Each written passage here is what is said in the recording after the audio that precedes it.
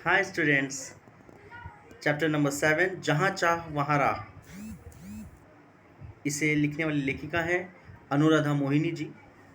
आइए देखते हैं जहाँ चाह वहाँ राह इस पाठ द्वारा हमें क्या सीख मिलती है।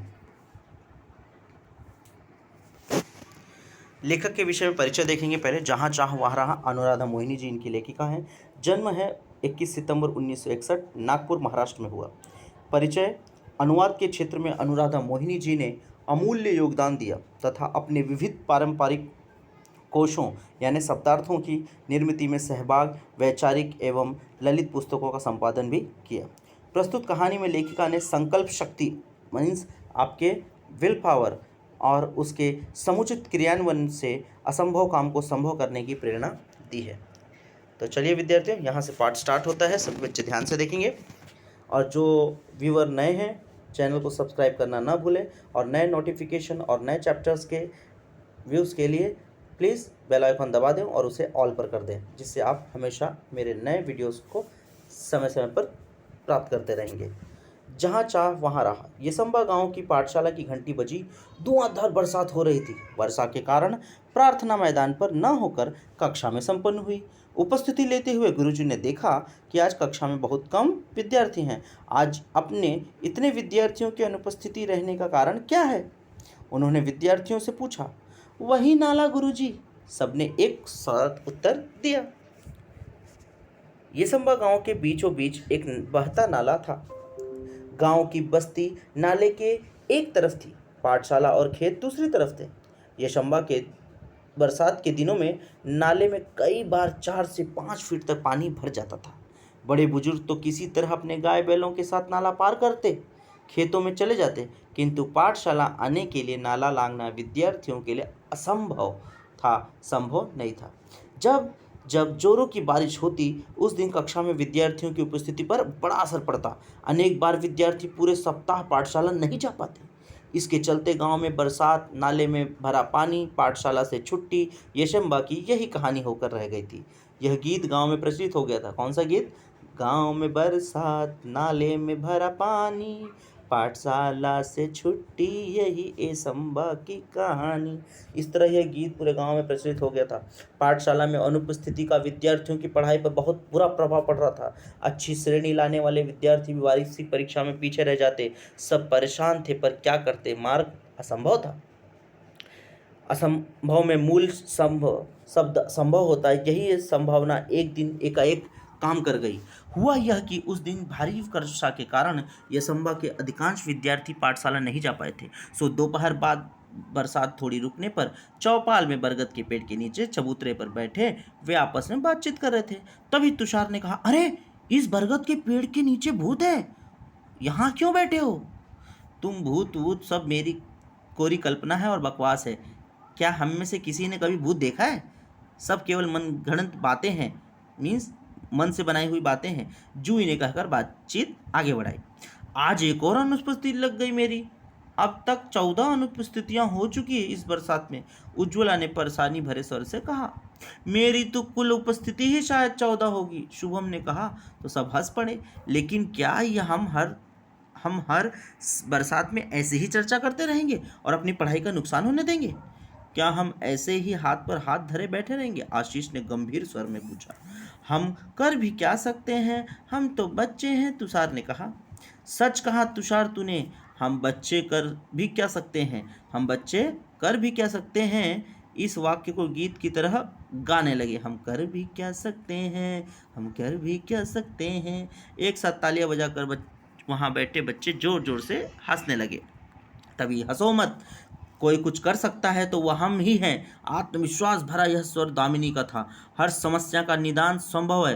प्रकृति ने विचार करने के लिए हमें बुद्धि दी है। मुझे विश्वास है कि हम सब मिलकर विचार करेंगे तो कोई न कोई रास्ता अवश्य निकलेगा।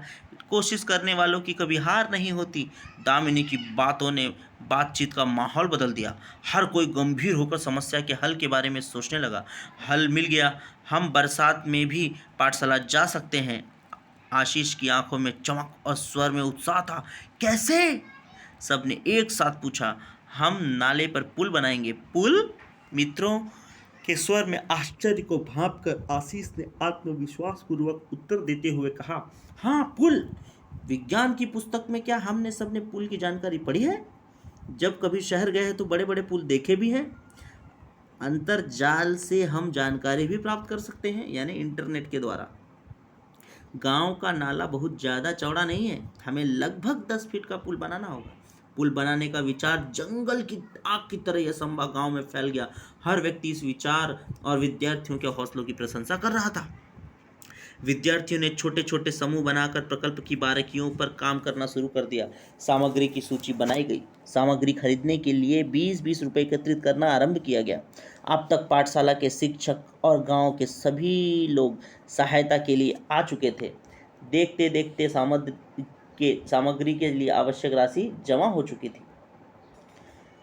बुजुर्गों का अनुभव, युवाओं की शक्ति, विद्यार्थियों का उत्साह, सब मिलकर काम कर रहे थे। संगठित प्रयासों के कारण आकार देने लगा था। सीमेंट के पाइप खरीदे गए, पत्थर इकट्ठे किए गए, ईंटें आई, बंजर जमीन से मिट्टी खोदी गई। गांव के छगन बाबा नामक एक बुजुर्ग ने प्रचुर मात्रा में, यानी बहुत ज़्यादा मात्रा में रेत उपलब्ध करा दी। पुल बनाने के लिए पूरे गांव के हाथ एक साथ मिट्टी का भराव करने लगे।